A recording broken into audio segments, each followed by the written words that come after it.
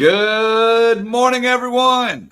Welcome to Coffee and Football presented by South Point Dodge. I'm your host, Blake Monroe, where I'm joined every day by Bobby Burton and Jerry Hamilton. Tell us where you're checking in from this morning, what you're drinking. Get your questions in as well. We're going to get to those here in just a little bit. We're also 15 days away from kickoff. So tell us who your favorite number 15 is. We'll take a look at a pair of kickers here after a while when it comes to that number. But first, guys, there's going to be a scrimmage tomorrow. Texas will be taking the field once again. What are y'all hoping to learn after tomorrow's all said and done? Woo! We can talk about left guard and safety and maybe even the flu bug that hit the linebacker position or special teams. Jerry may even talk about that. I think that mine for tomorrow is more about offensive reacting to how they played a week ago in the scrimmage. And I mean this in the best way possible, but Sark said that the defense got a little bit better of the offense last year. That's normal. We've talked about how that's normal. The big overarching fact for me when it comes to the scrimmage tomorrow will be how the offense reacts and do they kind of kick back and fight back against what the defense did the previous week. That's been a little bit of what the tenor or tone of practice has been. I've been told the last couple of days. So does that actually carry forward to tomorrow? If it does, I think we're going to see a Texas team that can beat you a couple different ways because ultimately that's what this is all about. I think Texas does have a defense that can beat you right now. I want to see an offense that can beat you. We think they do. We've talked about all these pieces of the puzzle. Can they put it on the field on a Saturday scrimmage against a really good Texas defense, in my opinion? That's what I'm looking for most. What about you, Jerry? Yeah, I'm want to hear that Jonah Williams had another good scrimmage. Like consistency in performance from a guy who has been inconsistent on the field due to injury. Because I wrote on ontexasfootball.com this morning about defining players and players that could come up and go beyond your expectations on this team. And a lot of times that's what takes a team from very good to have a chance to be one of those at the end to hold the trophy. I think it's got your stars are who they are, but who around those guys is going to come up and go beyond expectations. And, Jonah is one of the more gifted players in the program. And if he can maintain his health and he can keep coming on, then he's got a chance to really impact this team. I'm not saying start, but I'm saying he can impact this team. And so I'm interested to hear about him. And Sark mentioned Kobe Black Monday. Those guys at that safety position, and Derek Williams, obviously. And I'm interested to hear about Jonah Williams again. It would be great because I already had good open field tackles, impressive open field tackles, along with the interception everybody saw. If he starts stacking those, then it gets interesting because of his talent level. And so I'm looking at that. I'm also some of the younger, I think, edge guys, defensive line guys. I think we talk about all the experienced guys, but where are some of those guys at? Colin Simmons mentioned Richard Wesley again yesterday, mentioned him at SEC Media Days. We talk about all the experienced interior defensive linemen. What about the Sharmas of the world, right? Because guys are going to get nicked up. We know guys are going to get nicked up. So right now, I think we kind of have some known commodities on the interior defensive line. I think Murad Watson's going to be unlocked this year in this scheme. He's got to stay healthy. But some of those younger guys who are going to be the 2/3s, if you're a 3 and there's an injury, you become the 2, and then you start playing some reps, right? And could be in meaningful games in a rotation. So I'm really looking forward to hearing how those guys continue to progress, because we talk about the depth, but the depth starts to progress on the field in fall camp. I think that's a big key to this because the injuries are going to happen. And you got to have that depth. We got to hear that it's continuing to develop, and they like Will Muschamp now in the full padded fall camp, likes what he sees, continues to like what he sees from some of these young guys. So you feel super confident about your depth when injuries inevitably happen throughout the season. That's kind of it for me. I'm very interested. And you know what? I'll tell you another one, guys. Justice Terry. He missed the first scrimmage. He was sick. What is Justice Terry a disruptor? Does he have some disruptive plays in Saturday's scrimmage? I think that is a big one as well, because I do think the interior D-line is going to be really solid stopping the run. I think Murad Watson's going to be a disruptor of sorts this year, but Justice Terry could take the disruptive part of the interior defensive line to another level potentially. So this should be his first scrimmage since he missed the scrimmage one. So how does he do in this scrimmage as well? So I'm looking at more individual players and kind of what's that progression look like for some of those guys, because I really think that's what is going to be huge for this team. Who are the guys that go beyond what the staff maybe even thinks? You already had one in the spring in Bo Masco. Who are some of those other guys? That's what I wrote about this morning. The ton of things. Chat is bringing up quite a bit. Is everyone saying, I just want go through the weekend without any injuries? That seems to be a very, very common theme in the chat this morning. And I can't disagree with them. Yeah. I mean, look, go back. By the way, happy Friday to everyone. You know, I hope everybody's having a nice Friday. You go back to Monday, and here we are with our Tuesday with a Trevor Gooseby injury. And just remember how quickly the tables turned on the discussion with a single injury, by the way. It wasn't a rash of injuries. It was a single injury. And so I think that's what you want to hear. But beyond that, you know, what else are you thinking about? And for me, while Jerry, you talked about a lot of pieces of the roster, I think the overarching idea, at least, is the offense needs to get it together. I want to see an offense, or we need to start hearing about an offense that can score 35 points a game. That, like, they have the pieces, Jerry. We know that. Sark knows that. Let's start hearing about an offense that can score 35 points a game, even against good defenses like the one Will Muschamp has in this group. So we'll see where that goes. Hey, before we get going further into this, we're going to have Bob Shipley join us here momentarily. We want to say thank you to our sponsor on every Friday's Coffee and Football. Thank you to our friends over at South Point Dodge. There's nothing like Texas football, and nothing runs like a Ram. South Point Dodge is Austin's Ram headquarters, and during this sale period right now, the deals are hotter than a Saturday in DKR. I mean, that's hot. Huge savings on Ram trucks and Jeep SUVs, plus exclusive perks for On Texas Football listeners. 90 days to make your first payment, and we'll ship your new ride anywhere in Texas or beyond. More than 600 vehicles in stock. So whether you need a workhorse or a weekend warrior, we've got you covered. Visit southpointdodge.com or come see us off I-35 in South Austin. Get to the point at South Point Dodge. Hey, Blake, I need to say a thank you real quick. Yeah, go ahead. To the group at the Fort Worth, Texas X's last night. It was great. Great crowd there. A lot of great questions, a lot of great conversation. And Doug Rice, who we had on the show, the UT hype man, brought out this. A jar of mayo, not approved by Bobby Burton. Not approved by Bobby Burton. Look at Bobby's face. OTF. Doug Rice is the man. They brought out the jar of mayo. Thank you very much, Doug Rice. That was really funny. But great time last night. Thank you very much to the Fort Worth, Texas Extras crowd. Great crowd.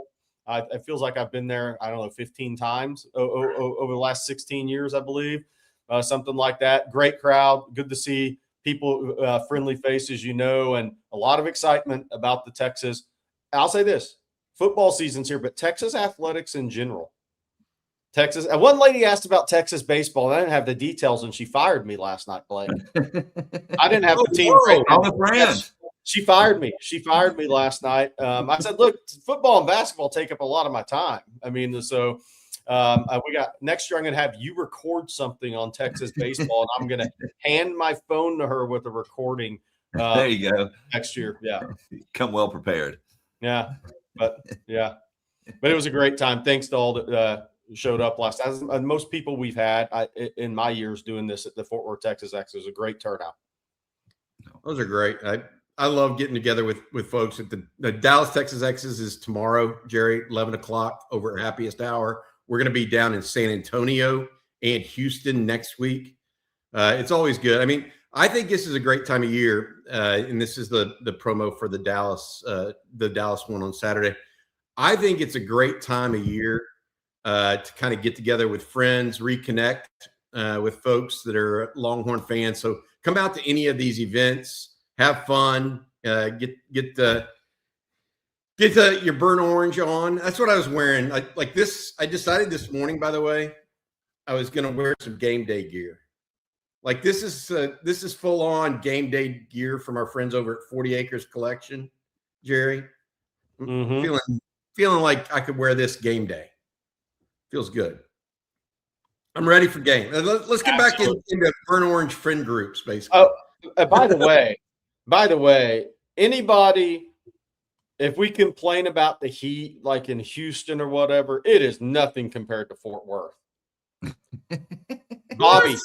Oh, it's 105, 106. It hasn't rained in 40 days. I don't think up there it looks like if a spark hit the grass, everything's going up in flames. Yep. Like it looks, they need water bad up there. It's a dry heat compared to Houston. Yeah, Houston feels like you're sitting in pea soup. Yeah. Basically, you know. Yeah, that was real heat. The car told me to park in the shade. That's how hot it was. The car told you. Yeah, the AI on the car told you, please park me in the shade. Park in the shade immediately. Well, while we wait for Bob to join us here in just a moment, I want to go ahead and jump over to the super chat. We actually touched on this earlier in the week, but I'm going to let y'all kind of rehash this for a moment. Juan Garza, appreciate you. Says, I would love y'all's opinion, Bobby and Jerry, on the article about Art Briles having a 6-year deal to be the coach at Texas back in 2013. Boy, did we dodge a bullet. Would that be bad PR a la Chris Beard? So Art said that he had agreed. Texas talk. Here's the reality of it, because I actually know some of the folks that were involved in that and talked to them during the middle of it. And this was when they ended up hiring Charlie Strong. Art Briles definitely could have had the Texas job. He's right about that. Yep. Okay. The thing that he is saying now, well, I had decided to take the Texas job. And then after Baylor lost to Central Florida in a bowl game, he said he had decided not to. So here's the reality of that. All of that can be true. He had never told Texas of his intentions to take the job.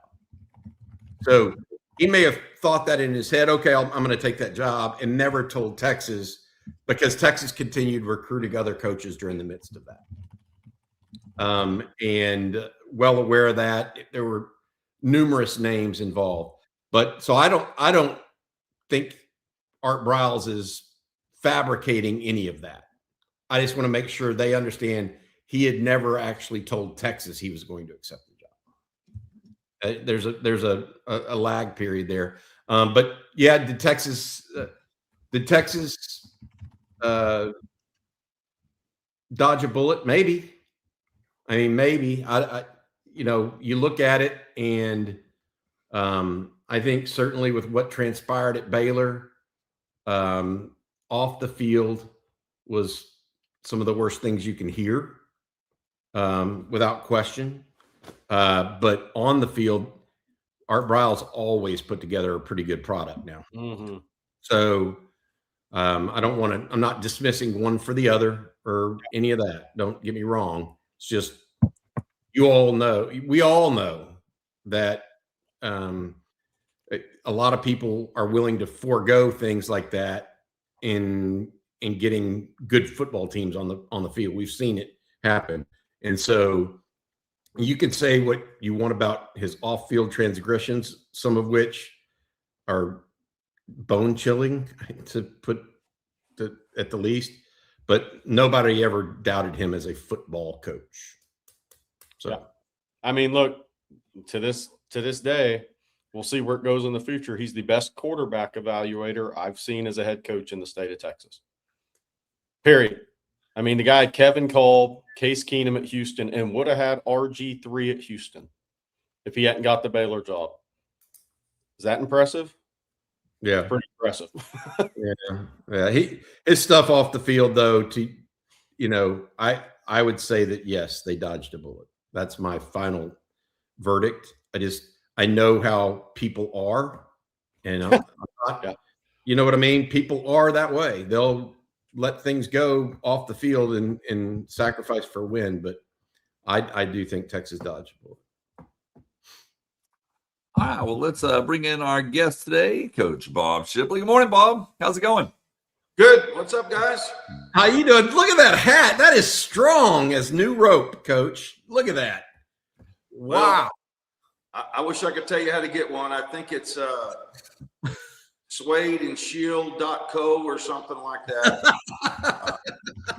I wore this on our live cast last night, and somebody said, "How do you get one of those?" And I'm like, well, first of all, I have a hard time getting them. But I was going to say, you got to know a Shipley not named Bob. yeah, apparently so. Yeah, suedeandshieldco.com. They got all kinds of Shipley Ranches hats, T-shirts, all kinds of good stuff. But love it, buddy. Hey, speaking of dry heat, the oven's 350 degrees. It's a dry heat. You don't stick your head in there. Okay? Right. Good point. You get into triple digits. I don't care if it's dry, wet. I don't care what it is. I don't want any part of it. Yeah. Hey, Coach, I wanted to talk to you this morning, if you don't mind. Jerry and Jordan, everybody going to high school football stadiums or practices this week. I think Jerry's headed out to one this morning after this. You're a longtime high school coach. You going any games or any practices? Do you get the itch this time of year? Is it like the old time coaching itch where you got to get out there and smell the grass and stand on it a little bit? What's going on with you? I kind of get my feel. I've got some buddies on the staff at Abilene Christian at ACU, and so I go over there and catch practice occasion. Graham Harrell is the offensive coordinator there. Oh, really? Yeah, and kind of head coach in waiting, I think. Keith Patterson is the head coach, who actually was the defensive coordinator at Tech, and then got the job at Abilene Christian maybe 5 years ago. It's been a while. I can't remember for sure, but anyway, great coach, great man, and they've got a great staff, and stranger things have happened. Abilene Christian upset Texas in March Madness. I mean, stranger things have happened. Abilene Christian, Tech is opening their season in Lubbock with Abilene Christian. So, Wait, come on now, Coach. You're thinking 73-0, aren't you, on that one? no. No. What are you thinking? You think Abilene? No, not 73-0. I mean, I don't know. You could shut out Graham Harrell. Oh, okay. Fair. Yeah, of course, the problem that ACU has, they do a great job of recruiting and picking up guys in the portal or whatever, because the guys they recruit and develop get offered hundreds of thousands of dollars to transfer to a bigger school. And so they're almost like a farm league, it turns out. But I think they've been to the playoffs two of the last 3 years, and are looking to make a deep run this year. I don't know that they have all the pieces of the puzzle in place to make it that game interesting at all. But I think Tech will have their way with them. But I'm hoping we can score and hold them below. But I don't know. Joey's been talking a lot of smack, and so it's one of those games as a head coach you hate, because you have everything to lose and nothing to gain. And if you don't beat them 73-0, everybody, like, what's going on? I don't know if you remember about 4 years ago, Abilene Christian went to A&M and played them pretty dang close, at least for a half anyway. So anyway, they played Tech. They played Tech pretty good 2 or 3 years ago, I think, when they went up there. So. No, I'm not looking for any kind of upset or anything like that, but I'm hoping it's, I'm hoping Yeah. it's not complete turn it off after the quarter game. Hey, Coach, you've been at Texas when there was fall camp and seasons. Scrimmage 1 to scrimmage 2, what do you expect the differences to be? And kind of what do you want to hear coming out of that second scrimmage tomorrow? You know, I know this is coach talk, but you want to come out of that second scrimmage with no injuries. Yeah. You know, but You're like our coach. You're like the fans. Our fans said the same thing. They're They're smart. like, hey, no injuries. I mean, yeah, that's the main thing. But I don't know really what a scrimmage will do for them at this point that they haven't already seen and done in practice or aren't doing in practice. You know, I think getting them in the stadium and that type of thing, but maybe go more 11 on 11. I don't know that there'll be a lot of taking guys to the ground and all that stuff. I'm sure there won't be any of that, but you've just seen crazy things. I mean, who was it that broke is it called a navicular in your thumb, where the quarterback throws, and if you'll notice when a quarterback throws, their thumb goes down, Right. and they hit their thumb on the top of a lineman's helmet or a defensive lineman's helmet and broke their navicular. Was that Danny White back in the day for the Cowboys? I think you're right. I can't. I mean, crazy things can happen, squirrely things, and so I just let's get ready for Texas State, and there's still obviously people jockeying for positions, and those guys are going to go hard, and you're still trying to figure out what your depth's going to be. Although I think they have a really good idea at this point what it's going to be, but I think it's just get them in the stadium and not get anybody hurt. Well, let me ask you this, because I had mentioned this, Coach, about what my overarching thing I wanted to hear about was, and I mentioned the offense starting to come together and kind of at times showing some dominance almost in a scrimmage. Because look, Muschamp's going to have a good defense. The caliber of that defense, we don't know, but they've got Colin Simmons, they've got Raheem Biles, they've got the interior guys for day. I mean, they're going to be good on defense. Texas to win a national championship, they're going to need an offense that at times can score 35 plus. Don't we need to start hearing about some times when the offense really can dominate scrimmages a little bit? If they're going to be that kind of prolific and that kind of execution level to be able to score that much in conference?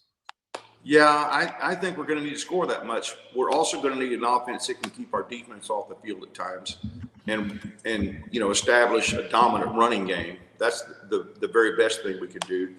But, I never left an inter squad scrimmage where I felt really good about things, because I'm either disappointed in the defense or disappointed in the offense, which and so, but I don't know that really, there's a little bit of psychology in that as a coach. You can, when you're going, past scale and stuff with the DBs out there, yeah, you air it out, you do all that stuff. But going against team, I don't know that you want to. Now we got some, as we know, we've got some GoDaddies in that secondary, so it's not like, you could just score at will, obviously, on that guys, but on those guys. But I think you want to keep the defense, let them have some confidence too. But at the same time, I don't know that he's going to throw the whole arsenal at him like he's going to at Ohio State. But yes, I think that's a good point. I haven't thought about that, Bobby. I think that's a valid point. With the playmakers that we have out there, it should be. I mean, it's not going to be a score at will offense at all. There's not one out there, but we ought to be able to get big chunks when we need it. Right. Put up some points. You just want to hear about some consecutive drives. I mean, because even the Texas defense at times this year is going to give up some consecutive. You want to hear about the Texas offense gelling a little bit, I think that's the key. Coach, your other thoughts on this scrimmage? They go, and Sark said this on Monday. They go from this weekend being the second scrimmage. School starts on Monday. Okay, when school starts on Monday, they'll go to then start doing morning practices only, I believe, right? Except for on the weekends. What's that transition like? Is that just okay? He said it's basically a mock game week starting next week. Is that kind of what you remember it being? And what does that mean, actually? Yeah. Well, I think everybody looks forward to it. We look forward to it, when I was there and we had those morning practices because, and I did that my last few years as a head coach in high school. Obviously, you've been training in the heat, you've been doing all those things. People say, well, if you work out in the morning, what are you going to do on a 2:00 game, or whatever. These guys are in shape, they're in shape. But I think the morning practices are, first of all, it's just like when you get up in the morning and exercise, it gets your endorphins going, and it just starts your day better. And you can get the hard work behind you, and have the rest of the day to, of course, our guys go to classes after school, after lunch, and so forth, and come back and have study on. I mean, it's still going to be a full day, but I think you get out there and, even in the mornings and as we get into hopefully another couple of weeks, there's going to be a little bit cooler temperature out there, and it's just, when you go out there in the afternoon and that sun's bearing down on you, you're not as brisk, obviously, as you are when you go out there in the mornings. But I think it's a great setup. I think it allows you to have, quality time with your players in the evenings with meetings and things like that. But those guys got to get up early, and then, we always did the same thing with whether it was with Mac or whether it was Tom or whatever. We always this next week is a mock game week. You want to get everybody through the process, what it's going to be like. Are they going to spend the night in a hotel, you think, a week from tonight? That might be something they do. Yeah. Yes. Yeah, I think we usually did. Yeah. Just so everybody gets in the swing of things and knows what it's like, because we're going to have some young players playing 2 weeks from tomorrow. No, 2 weeks from today. Yeah. We open up Friday night, right? No, Saturday. Texas plays Saturday against Texas State. Who is it that plays Friday? Isn't there a Friday night game somewhere? There, I have no clue about. Well, anyway, I don't know why I had it in my head it was going to be on Friday night. Blake, do we have a super chat for Coach? We do, and kind of goes with what you've already been talking about, But Rocky P says, Coach, watching your grandkids with arts looks like hands running the family. Hook 'em.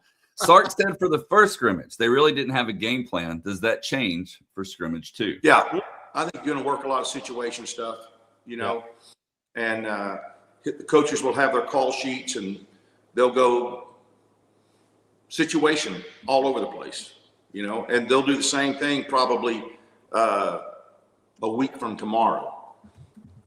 They'll go out and do situational stuff. Like when you say that, you mean like, just to give people some color, you mean like red zone, lots of red zone, lots of 4th and short. No, I'm just going through 3rd and long, just moving the ball around, for the offense and for the defense, just every kind of situation you could possibly get into in a game, just so gives you another opportunity to coach those kids. Hey, look, there's, we got the ball at midfield. There's 30 seconds on the clock. We got no timeouts. Okay. So here's the way you think, you get out of bounds. You get the first down, whatever, and just coach up those situations. That was a lot of fun with my my grandkids last Saturday like Jordan said, they were just hoping for a high five, and Art stays out there and plays catch with them. I don't know if you saw Jackson's, I think it was his Instagram video. He's got my oldest grandson, Swade, and Stone. And Stone's in the 5th grade, just started the 5th grade. And he goes up and high points a ball, just like his dad. And I was going, woo, I like that. He doesn't have quite the fast twitch that Jackson and Jordan had at that age, but the other one, Steiner, don't forget Steiner. Steiner's got the fast twitch. And Jordan's boys are quick, especially Swade, the one that most people saw catching that ball from Arch. He's got the mullet. Well, they all have bullets. I don't know. Look at me. I haven't cut my hair in months. I don't really give a flip. You're retired. You're quasi-retired, Coach. There's a reason. I grew up for in the that. 70s, man. Long hair was a thing. People always say, Coach, have those guys cut their hair at the collar. I said, heck no, man. I grew up in the 70s. Hair don't bother me. If the length of somebody's hair determines whether we're going to have a good football team or not, we got bigger problems than I know what to deal with. So true. Guys, have a great show, man. Thank you, All right, Coach. Bob. Appreciate It. You be Have good, a good man. weekend. Welcome. Take care of yourself. By the way, those Friday night games, September 4th, Oklahoma, Miami, and USC play all on Friday the 4th. So great. Get to see 3 of the highest ranked teams and 2 of the top 10s that first Friday night. Yep. Or the second Friday night. I don't know if I'm going to be able to sleep that Friday night. Well, that's good because then you can watch watch. a sleeper before the season. Well, then you can watch Fresno State at USC. Then Bobby, you'll be awake. Yep. Are y'all in all seriousness, day before a big game or something like that, or start of a season? Are people out there nervous sleepers, or they sleep like babies? What are you? Let's see. Oh, I'm not. No, I'm fine. It's like I could go to bed at 8:30 if I wanted to. Yeah. I got 3 kids. I go to bed. When your body clock gets you up at 4:45 every morning, I mean, you find it easy to go to bed. I'll say that. That's right. All right, guys, before we move on, and we got a lot to talk about, we're going to get to y'all super chats as well. We won't forget those. But first, Bobby, I need you to tell us about one of our sponsors this morning, that being Poncho. Yeah, Poncho's become one of my go-to shirts because it's basically an outdoor performance shirt that doesn't look like an outdoor performance shirt. They're lightweight, breathable, comfortable, and the fit is dialed in, not one of those fishing shirts that fits like a parachute. And with college football here, Poncho's game day collection is perfect for Texas fans. But here's the thing. Poncho has now extended their natty back guarantee all the way through September 7th. So if you buy your Texas game day shirt between August 2nd and September 7th, and Texas goes on to win the college football national championship, Poncho will give you a full refund, and you still get to keep the shirt. Again, that guarantee has now been extended through September 7th, so you've got some extra time to get in on it. Beyond the game day designs, these are just great shirts. You can choose regular, slim, or tall fits, short sleeve or long sleeve, and sizes run from small through XXX. The fabric has just enough stretch, dries incredibly fast, has UPF 50 plus protection. That'll work in DKR. And they packed in little details like a hidden zippered pocket, sunglass holder, and even a built-in cloth. I wear mine everywhere, not just outdoors. And once you get one, I'm telling you, you're probably going to want to go back for another. Go to ponchooutdoors.com/on-Texas.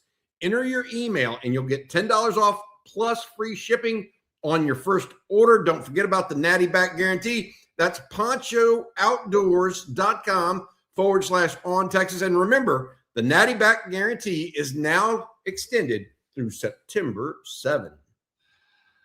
And I need to tell everyone this morning about Prize Picks, because we're always looking for ways to make watching games a little more fun. That's exactly why we love Prize Picks. It's America's #1 sports pick app, and honestly, it's about as simple as it gets. For player picks, all you do is choose more or less on a few player stats. You lock in your lineup, you're ready to go. But if you're someone who likes picking teams instead of individual players, well, Prize Picks has you covered there as well. You can now pick the winner, the spread, or the total on games and even fights. And Prize Picks is available in most states, including California, Florida, and right here in the great state of Texas. So chances are you can jump in today. One of my favorite features is that you can follow users on the app. If you like the picks they're making, you tell them with one click. Makes it super easy to follow your friends as well. But the best part is, if you've never tried Prize Picks before, play your first $5 lineup. If you win, you're going to get $150 in bonus lineups. Just make sure to use code HMA when you sign up. They actually just updated this offer, so there's never been a better time to get started. Download that Prize Picks app today. Use code HMA. Play that first $5 lineup, and if you win, you're going to get $150 in bonus lineups. That's Prize Picks, code HMA. Good luck, and as always, play smart, play responsibly, play Prize Picks. And speaking of Prize Picks, guys, a couple of days ago, I mentioned that they have season projections out for some of the Texas players. So I went and polled every OTF staff member here, and I thought we could take a look at this. So they have Arch Manning, 3,124.5 passing yards on the season, 25.5 passing touchdowns. Cam Coleman, 749.5 receiving yards, and Ryan Wingo, 724.5 receiving yards. Now, I really thought there'd be a lot more lesses than there was. There were only 3. Pretty much everybody picked more, except I picked less on Wingo receiving yards. So did Jeff Howe. And then CJ picked less on Arch passing touchdowns. But guys, for the most part, I mean, this is all more. Everyone thinks that these 4 projections, it'll be higher than the projected number. I'll tell you why, too. No one wants to think that you're categorizing in or factoring in injury. Yeah. Yet you have to pick preseason, so injury should factor in, right? But if these were just standard stats and you knew for sure these guys were all going to be healthy the whole season, these are easy stats to say, yeah, they're going to be over, in my opinion. But when you factor in the uncertainty of injury, and what if, I mean, knock on wood, Cam Coleman goes down for 6 games. He's not probably getting to 750 yards. And you don't know that today, but so you have to guess today, and you think of it as if they're uninjured. And to me, every single one of these are no-brainer yeses. And I know some people said no on them, but I think that they're just absolutely no-brainer yeses on every single one of these. The one that might not be is passing TDs, and that's only if somehow the Texas run game erupts. Yeah, I went with the Moors for this reason, because you obviously can't predict health, as Bobby just said, because there's not San Jose State, UTEP, and Sam Houston on the schedule. So some of these guys won't be playing 2.25 quarters in 3 games. Like, this is a schedule where dudes are going to have to be dudes. And even Texas State and UTSA. I mean, UTSA had A&M into the middle of the 3rd quarter before their guys started getting hurt or tired or whatnot. These Texas State and UTSA, while Texas will win the games comfortably, you're still going to play your guys longer in those games. And then you look at the rest of the schedule, and it's a schedule where your dudes are going to have to be dudes. And there's not going to be as much, I think, rotation as maybe a Cam Coleman would normally get in a season because of the schedule. So that's a big reason why I went with what I did. But I do think the passing yards in the 12 games, the thing that could affect that is if Texas really runs the ball well this year. By the way, I need to say I always bring up a good a Roadhouse reference. Thank you for that, Longhorn Frenzy. One of the best TNT movies of all time. I think it was Wade Garrett that told Dr. Elizabeth Clay, "Honey, I'll get all the sleep I need when I'm dead." You can sleep when you're. Could you put that back up? That graphic back, because I did have one more thing. Oh, yep. You're right here. You look at this, and those are all very doable, right? Yep. What's the over and under, or the high, low, or whatever you want to call, of the Texas rushing attack in 2026? Let me see why y'all are talking about that. If they got, I think this is the thought process I have here, Jerry and Blake. I really think all of these are gimmies if people stay healthy. Yeah, really do that. The only one I would even debate is the Manning TD passes, and that has everything to do with the Texas run game in the red zone. So I would be more intrigued with where they have the Texas run game. I mean, Texas rushes. You think Texas can rush for 2,700 yards this year? 2,500, 2,700? If they can, that changes these stats a little, but it more importantly, I think it tells you what kind of team Texas can be. If they rush for 2,750, 2,500 plus, Texas is going to be a good running football team. Oh no, they're tremendous at that point. Yeah, and then I think that alters the outcome of the season more than whether or not Arch, Cam Coleman, and Ryan Wingo hit these numbers. I think they're going to hit these numbers. My goal for Texas is 190, 192 rushing yards per game, in that range. That would put them in the upper group of top 10 of the Power Fours. I think that they went last year 158, the year before 188. I think anywhere in that range would be a really good number for Texas. I mean, if you look at last year, taking out the G5s, Tennessee led the nation in rushing amongst Power Fours at 220. Penn State was 202, Kansas 201, Notre Dame 201. Only 4 schools averaged over 200 last year. So when I look at that, I'm thinking, okay, if Texas can get the average around 190, I think they've had a hell of a year rushing the football on this schedule. Like that would be equivalent of 200 against a lesser schedule to me. So that's kind of the number I have circled. I don't know what the projections are. 192 times 13. 192 times 13 would be 2,500 yards rushing. Yeah.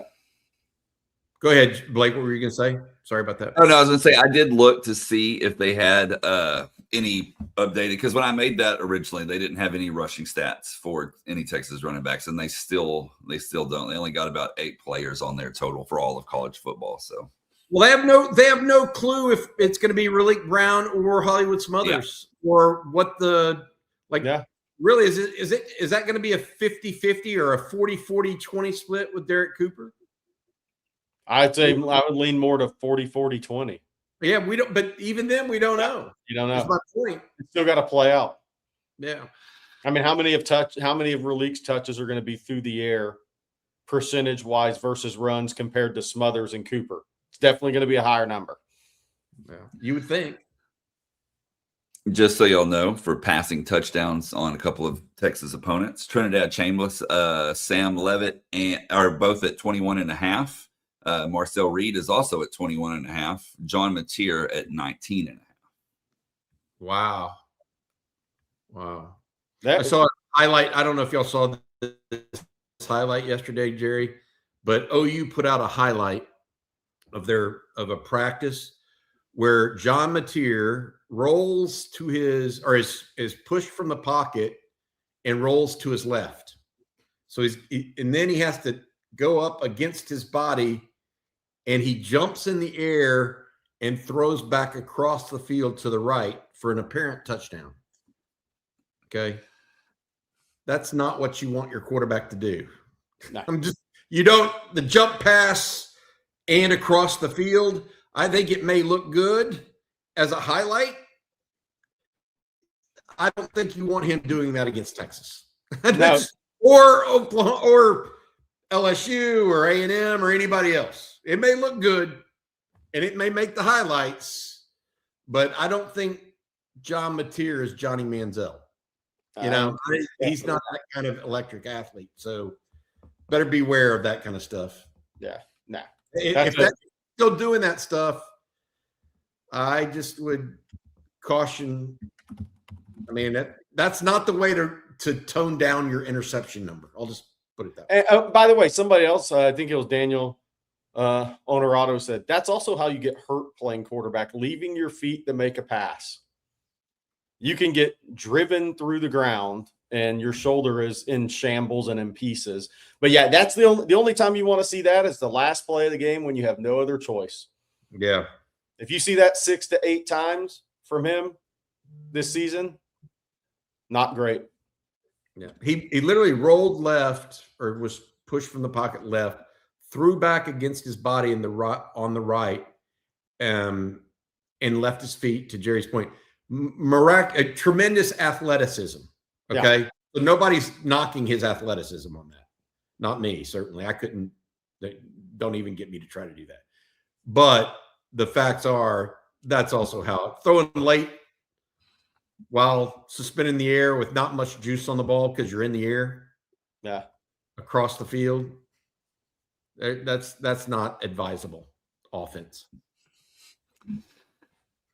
Okay, let's see. We talked about 15 days at the beginning of the show, and I mentioned that today's 15 is taken by a pair of kickers, guys, from 2 different eras, obviously. And then our current number 15s are defensive lineman Justice Terry and tight end Michael Masunis. You know, we were talking to Jeff Ward a couple of days ago. John Telshik, the punter, visited with us. Jeff played kicker at Texas. There is no doubt in my mind, Russell Erxleben had the strongest leg of any kicker that's ever played at Texas. Now, may not be the best punter. Michael Dixon may actually be the best punter. But there are tales that when I worked at Texas, that Russell Erxleben would try to punt the ball from the field into the upper deck.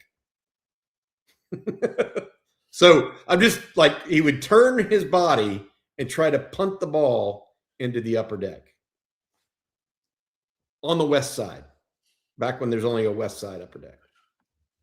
So just putting that out there. Hunter Lawrence with the huge kick against Nebraska to put Texas into the national championship.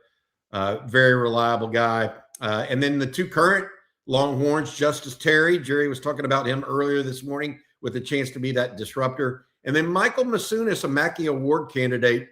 I'm interested to see exactly what type of year Masunis has this season, along with Nick Townsend, Spencer Shannon, Amari Winston. Oh, we should skip the 5 days out. No, Blake and I have already had this discussion. Archer 45-29. We're going to make a special Jaden Daniels 5 days out graphic. Yes, we are going to make that.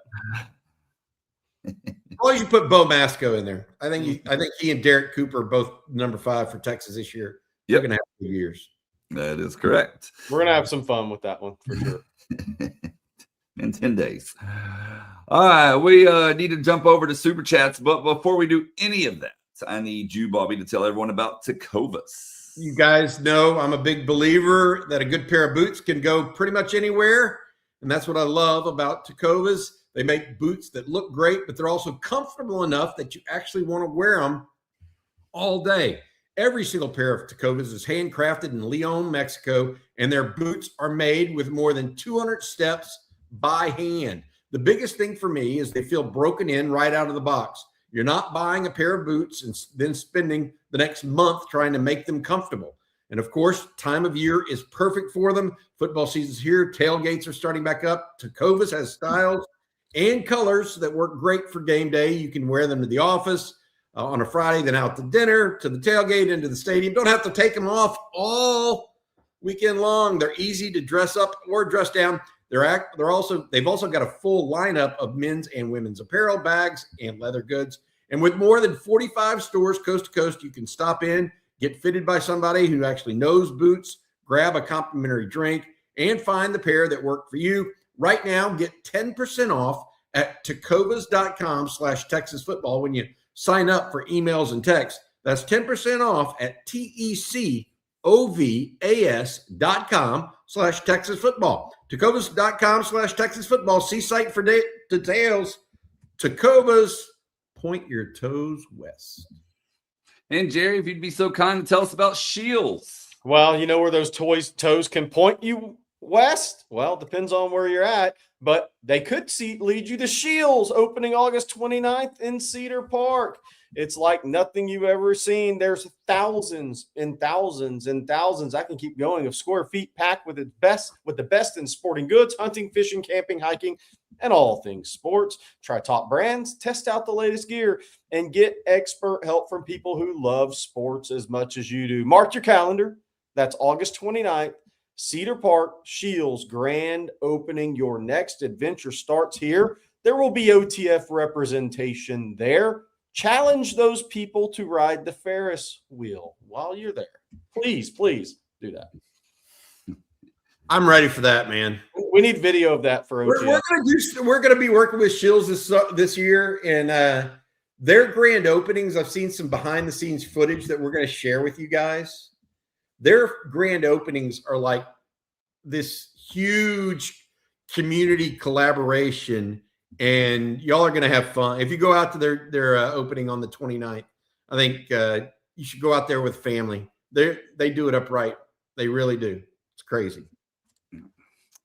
All right, let's jump into some super chats. We got quite a few of them this morning. And let's take this one here from Jose. Thank you, Jose. 15 days away, gentlemen. Everyone knows Texas is going to win the game against Texas State. But in your guys' opinion, what would be a great game from Texas? What do you want the score to be, stats to be, etc.? No turnovers while the game is in the balance. 2 pre-snap penalties. Those are 2 goals I have for that game.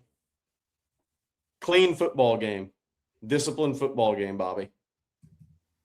Okay. Score. What do you think the score should be, Jerry? I don't even care. Like, really? Because it depends on how Sark wants to play the game. You know, does Sark want to win by 45 points in that game? I don't know. I think the line is around 30.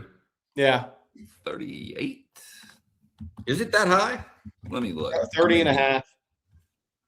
Okay, maybe that's what it is. 30 and a half. Yeah. I think I'll say this from a scoring perspective. I think I would like to see it something like 52-17, 52-14, 52-13. Yeah, 30 and a half. You know, it's interesting, like Bob Shipley earlier was talking about how Graham Harrell is one of those coaches that you just don't think you're going to shut out because they throw the ball around so much. G.J. Kinney at Texas State is one of those coaches too, I think. You're just not going to shut him out. Plus, I think they've got good quarterback, good receiver. Something like 52-17, where Texas, the offense shows some of those signs I was talking about earlier. That would be a good score to me. 52-17, 52-13, 49-13, somewhere in that range. Texas scores at least on 7 possessions, something like that. Yeah. Score-wise, I don't care. I just want to see clean football. I want to see things that I can look at and say, that's improved from a year ago. Good. Billy Woods. Thank you, Billy. Does Kojo have the inside track at left tackle until Gooseby comes back? Yes, is my understanding. Now, doesn't mean Jordan Coleman's not getting reps with the ones alongside Kojo. But I think that, Kojo's been around longer. He's worked at left tackle before. He was in line potentially to start a year ago at right tackle. I think that by even just not moving Melvin Siani from right tackle to left tackle in this little time that we've seen, I think that tells you that they feel comfortable with Kojo at left tackle. And based on some things I've heard behind the scenes, I think inside track is an appropriate term, actually. I think you kind of nailed it. It's not that it's a for sure thing or the decision's been made. I'm not trying to say that. Inside track for Kojo is a good term, appropriate one. And then let's do this one here. I saw this come in earlier this morning. This one from CJ Horn, 15. Will OTF be attending the scrimmage on Saturday? OTF will not be. I'll be doing something for Longhorn Network on Saturday, so I will be there. And look, make sure you download the Longhorn Network app, LHN app, if you don't mind. We'll have a special report on their app coming out of practice early as possible on Saturday. All right. And then our next one comes from John Campbell. Thank you, John. Not to rehash an old topic, but watching several minutes behind. I don't think Texas would have enabled Art like Baylor did if Art had been hired here. I agree with that. I think that Art had carte blanche without many checks and balances at Baylor, or no checks and balances, it seems. Yeah. Texas doesn't operate that way. They just never have. And then we got one from Dre from VA from Virginia. It says, curious, feels like Sark is getting a bad rep on the national stage. What would winning the Natty do for the narrative on Sark? I don't know if he's getting a bad rep. I do think that I think Ohio State's a really big game for Sark. Because you know what the headline will be if Ohio State comes into Austin and wins. I think that's a reality. Until you kind of get over that hump, then that you know what's going to be written. I mean, and it is what it is, Bobby. I mean, it's the same thing. It's the same thing that people are saying about John Shire at Duke. I mean, until you get over that hump, it is what it is. You know, when you're 0-3 against Kirby and you're 0-2 against Day, then it's a big game for Sark personally. That would be a huge win for him to kind of change one of the narratives out there for any coach that's done a really good job at a school until they get over the proverbial hump in people's minds. Let me ask you, do you feel like he's getting a bad rep? No, I don't say necessarily bad rap. I just think he's kind of being labeled as the coach that's got to get over the hump. And that's out there for guys in football, in all sports. That's just the way it is until you do. I was going to say that's Lincoln Riley too. That's everybody that hasn't won the whole thing. Yeah. So I don't think he's getting a bad rep. No. I actually think he's very well respected nationally. I think the question to Jerry's point is, he's not being listed as one of the elite coaches in the game today or one of the 2 or 3 because he's not up there with Ryan Day and Kirby Smart because he hasn't won a national championship. Yeah. Simple as that. Yeah. All right. And then we got one from, let's see here. Another one from John Campbell. Thank you again, John. It says, I love hearing about the physicality across the board. When talent is equally matched with physicality, good things tend to happen. I want to add to that, John Campbell. Talent has to be matched with physicality in this game. You aren't going to hoist the big trophy at the end without it. It's not going to happen. It's not. It has to be. Has to be. If Texas gets there, then they have a chance. All right, and then Coach Steve Sarcasm here with a question. He says, Sark produces a freshman All-American every year. Who's it going to be this year? Good question. Man, Grayson Littleton came out of nowhere. I mean, we had heard he had been playing so well, but then for him to do what he did. Colin Simmons the year before, Anthony Hill the year before that. Who is it this year, Jerry? Is it Derek Cooper? I think it's going to have to be through injury this year. That's the difference with this. Don't say that. Okay, your candidates are Derek Cooper. Okay, well, you got Smothers and Raleek Brown. Your chances of being an freshman All-American aren't real high right now. Jermaine Bishop has got guys in front of him. Richard Wesley. Colin Simmons is very high on Richard Wesley. Texas high on Richard Wesley. Somebody has to get hurt. Like that, to me, we're a little different spot this year with this team. I would say a true freshman All-American too. I mean, yeah. Because there's going to be other freshmen around the country that have many more snaps right now going into the season. So you almost don't want to have one this year in a weird way. of people saying Bishop, some people saying Wesley, a couple of people said Cooper. Those seems to be the three most mentioned. Opala, there's the one. Yeah, linebacker depth. That bleeds into what Jerry was saying. Yeah. I if I had to pick right now, I'd pick Bishop at some kind of all-purpose back role. You know, say he starts returning and then also catches, 30 balls out of the backfield or out of the slot. All right, and we got a recruiting super chat this morning from Rocky P. Says, how realistic is our chance with Casey Burner? I think he means Barner. Oh, yeah. Get out of Georgia, right, Jerry? He's the McEachern safety, tremendous player. I a little early for me on that one. Let's see how things play out. That's on Friday, August 21. That's pretty early for me. I do know that there's a few guys in the state of Georgia that Kirby treats even differently from all the other talented guys in the state of Georgia. This is going to be one of them. Doesn't mean he's going to get them. But and he's only a junior. It's not like he's graduating right now. No, yeah, exactly. That one's a ways out. All right, Justin Yarborough, I see you put in a super chat, but it didn't attach the message. If you'll put that in just regular in the chat, we'll fix that for you. And while you're doing that, Bobby, why don't you take this opportunity to tell us one more time about South Point Dodge? I can do it, Longhorn fans.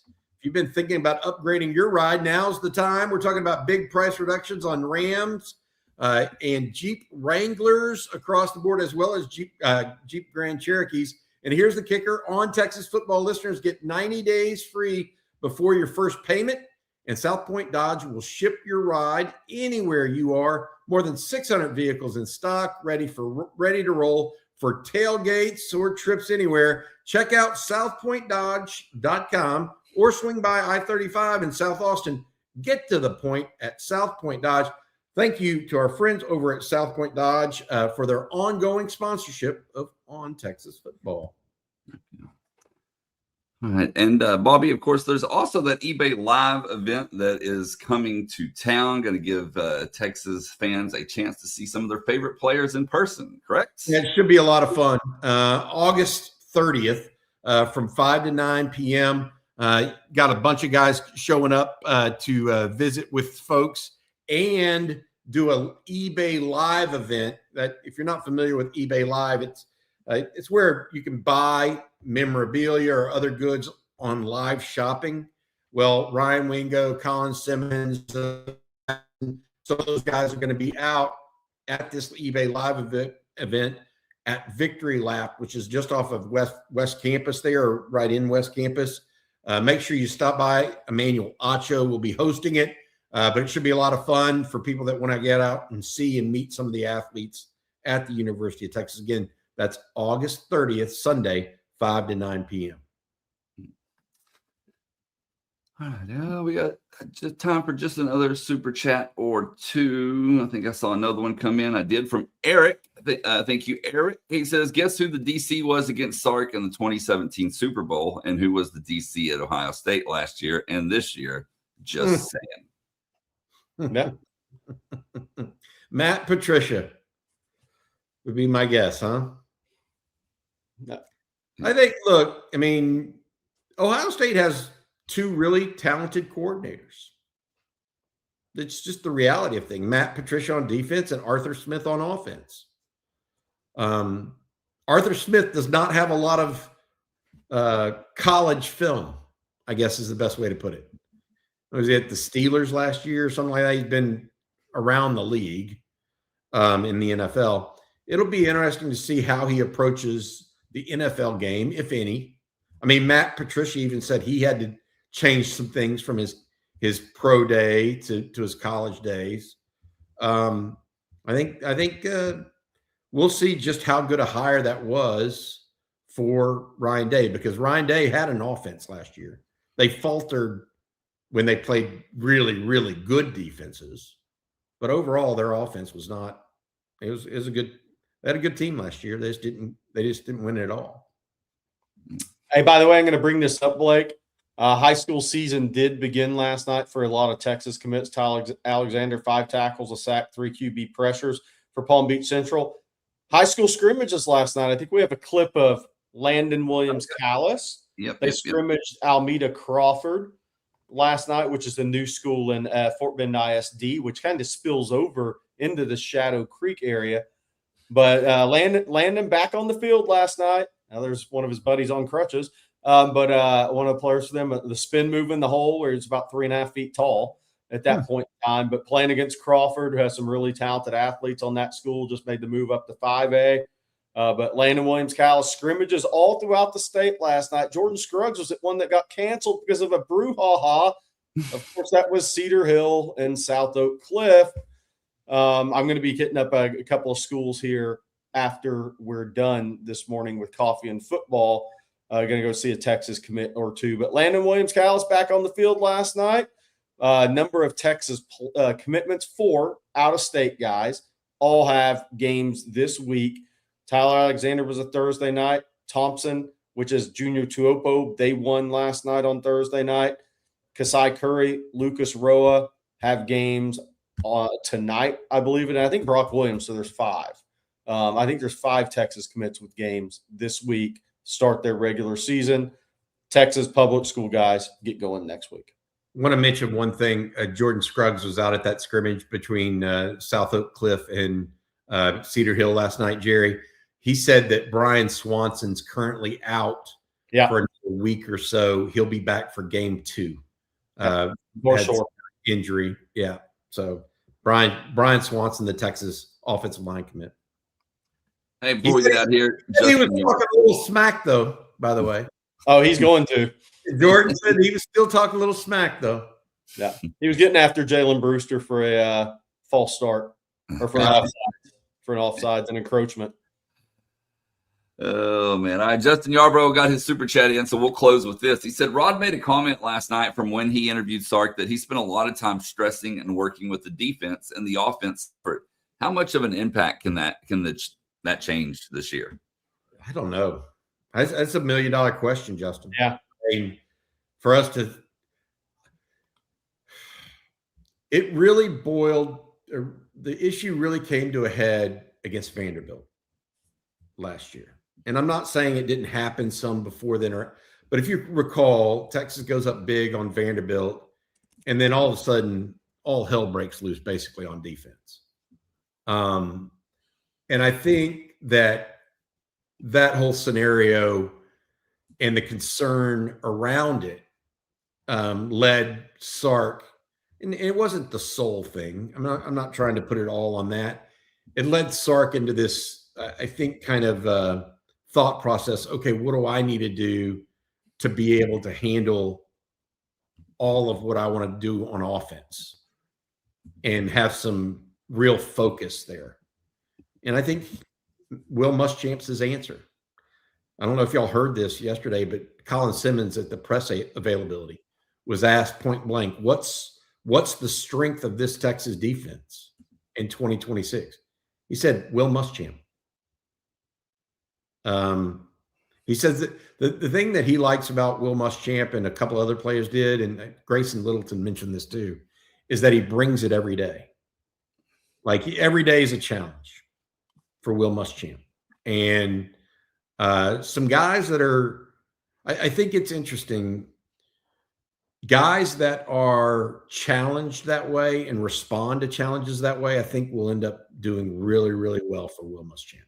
And I get the feeling based on comments, I think Grayson Littleton is wired that way, and I think Colin Simmons is wired that way. How many more? I think Raheem Biles is wired that way. Yeah. You know, that's a fair question. So Bo Masco wired that way. So we'll see how it goes. But I think that having Muschamp manage the defense entirely and him and Sark not have to get into the middle of a safeties meeting and, you know, that kind of stuff during the middle of a game is meaningful. Yeah. Will it mean 3 more points a game or something, Justin, that we can actually quantify it for? I don't see that. Yeah. Will Muschamp was described from inside the building is it's 4th and inches all day, every day.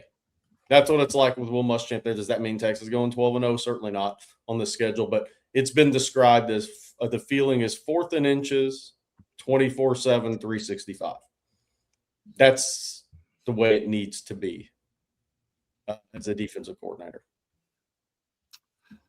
All right, guys, that is going to do it for today's episode of Coffee and Football presented by South Point Dodge. We want to thank them along with Poncho, Shields, Tacovas, and Prize Picks. And don't forget to check out that eBay Live event coming to town here soon.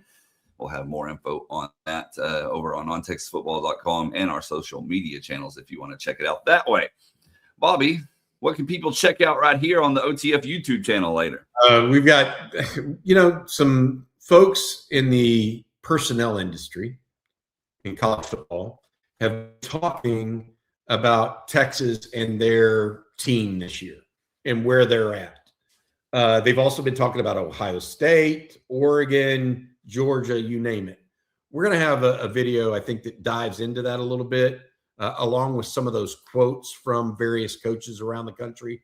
We're going to do that. Then Jerry and Rod get back at it at 3:00 today for the Friday afternoon live stream.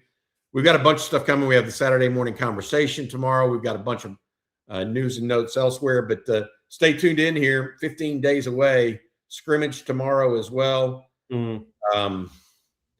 I don't know what to tell y'all other than we're about here.